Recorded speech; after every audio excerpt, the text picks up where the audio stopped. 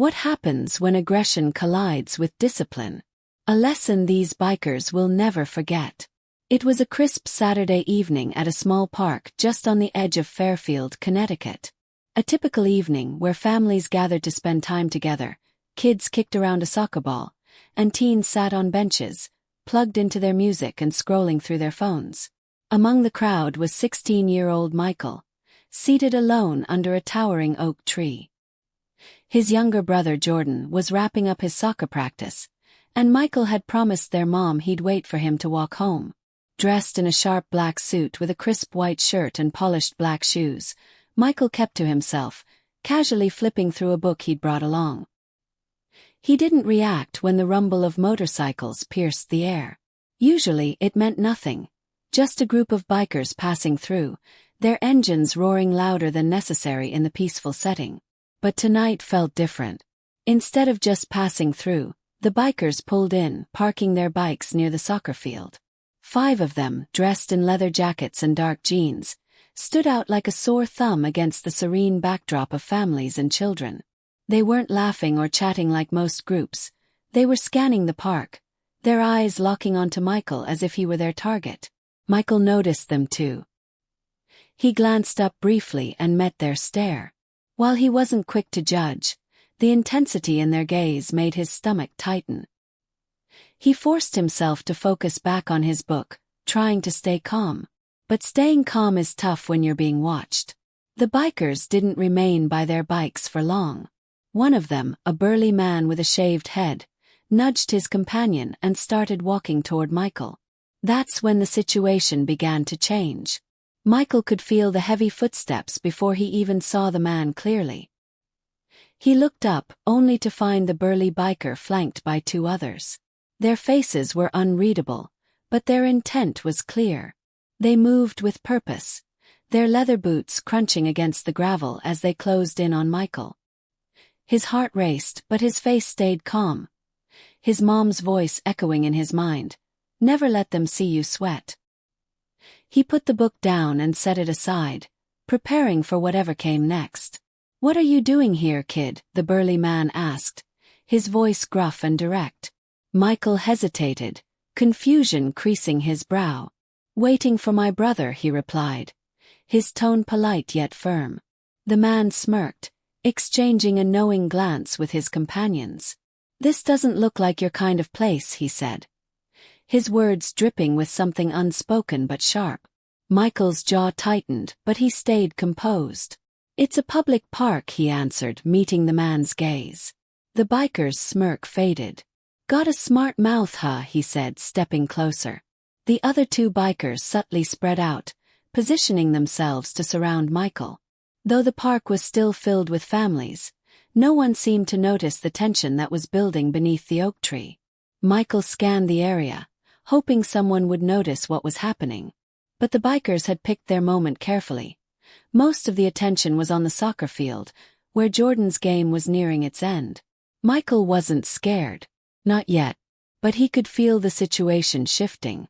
Years of karate training had taught him to observe, to anticipate, and to react. He knew that discipline was key. Fighting should always be the last resort. "Look," Michael said, his voice calm but firm, "I don't want any trouble. I'm just here for my brother." But the burly man didn't back down. Instead, he leaned in closer, his face dangerously close. "Trouble? Who said anything about trouble?" he taunted.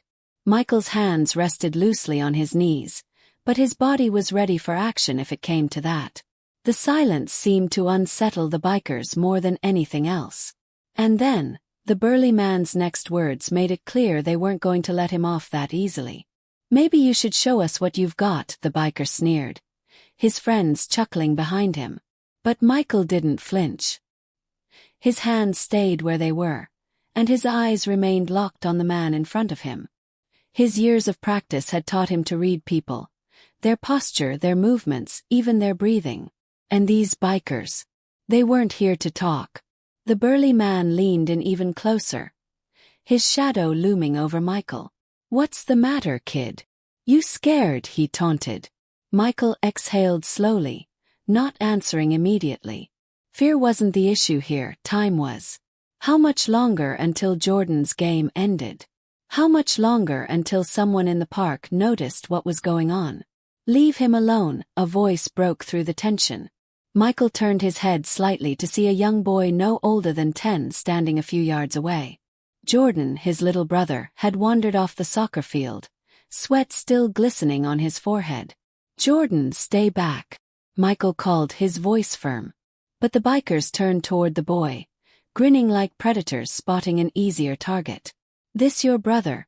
one of them asked, pointing a gloved finger at Jordan. "Maybe we should teach you both a lesson." Michael's pulse quickened, not from fear but from resolve. Slowly he stood up, his movements deliberate, his eyes never leaving the group. He shifted his weight, planting his feet into a stance he'd practiced countless times at the dojo. "Don't touch him," Michael said, his voice calm but firm, a steel edge running through it. The burly man laughed, shaking his head. "Look at this guy. Thinks he's tough." The others joined in, laughing louder, but Michael didn't flinch. His stance didn't waver, and his silence unnerved them more than he realized. "You're not going to do anything," one of the bikers said, stepping forward. That's when Michael finally spoke, his voice low but deliberate. "You don't want to do this," he said. For a moment, the bikers hesitated, confused by the confidence in his voice. But that hesitation didn't last long. The burly man lunged forward, raising his hand to shove Michael. What happened next was so fast and unexpected that even the bikers weren't ready for it, but Michael was. The burly man's hand shot forward to shove Michael, but with practiced precision, Michael shifted to the side. The biker stumbled, caught off guard, but Michael didn't stop there. In one fluid motion, Michael stepped forward, striking the man's wrist with an open palm and twisting it away.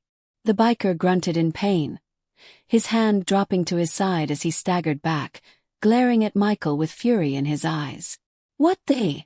the man started, but before he could finish, Michael spoke. "I warned you," Michael said, his voice calm but unwavering. Two more bikers rushed at Michael, not taking the warning seriously. The first one swung a wild punch, but Michael easily ducked, his movements smooth and deliberate. He responded with a sharp kick to the man's knee, sending him crashing to the ground with a painful cry. The second man hesitated for just a second, long enough for Michael to pivot and deliver a spinning kick to his ribs. The force knocked the wind out of him, and he staggered back, clutching his side. The burly leader had recovered, his face red with rage. He lunged at Michael, fists flying like a brawler. But Michael didn't meet brute force with brute force. He stayed light on his feet, dodging the punches with the agility that only years of training could bring. A crowd began to gather around the edge of the park. Parents, kids, even soccer players stopped to watch. Someone pulled out a phone, capturing every second of the unfolding scene. The leader charged again, this time trying to grab Michael by his suit jacket, but Michael was too quick. He twisted out of the biker's grip and struck him precisely in the solar plexus. The biker staggered backward, gasping for air, his tough exterior cracking under Michael's calm control. "Enough. Enough." Michael's voice rang out, clear and firm, enough to echo across the park.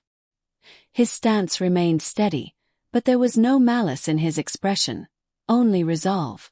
"I don't want to hurt you. Walk away." For a brief moment, it seemed like the bikers might listen. The leader, gasping and holding his chest, glared at Michael. The other two were still on the ground, one clutching his knee and the other clutching his ribs. Finally, the leader growled, "Let's go." He waved his friends off, and they limped back to their bikes, muttering curses under their breath as they started their engines. But just as they were about to pull away, the leader turned, pointing a finger at Michael. "This ain't over, kid," he spat, before revving his engine and roaring off with his crew. Michael didn't respond.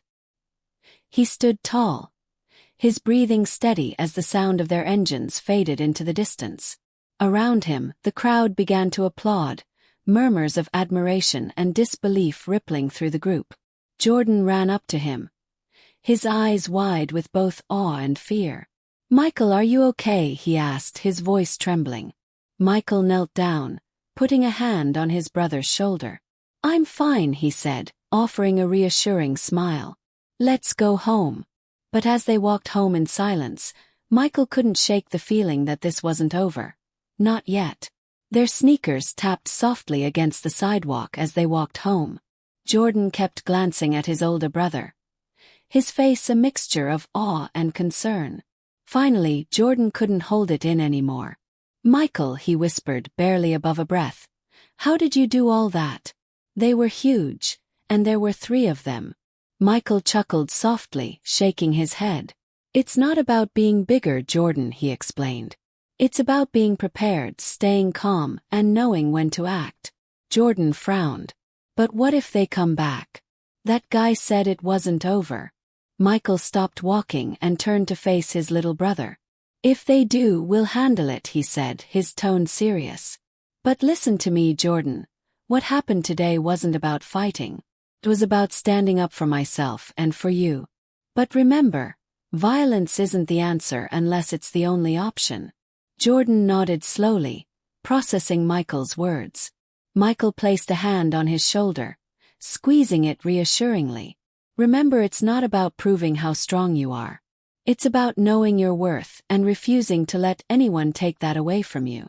When they got home, their mom was waiting on the porch, arms crossed, a worried expression on her face. "You're late," she said, her voice tinged with concern. Michael hesitated, glancing at Jordan, who stayed silent. "Something happened at the park," Michael admitted carefully. He didn't want to worry her, but he also valued honesty. As he told the story, her expression shifted from fear to pride.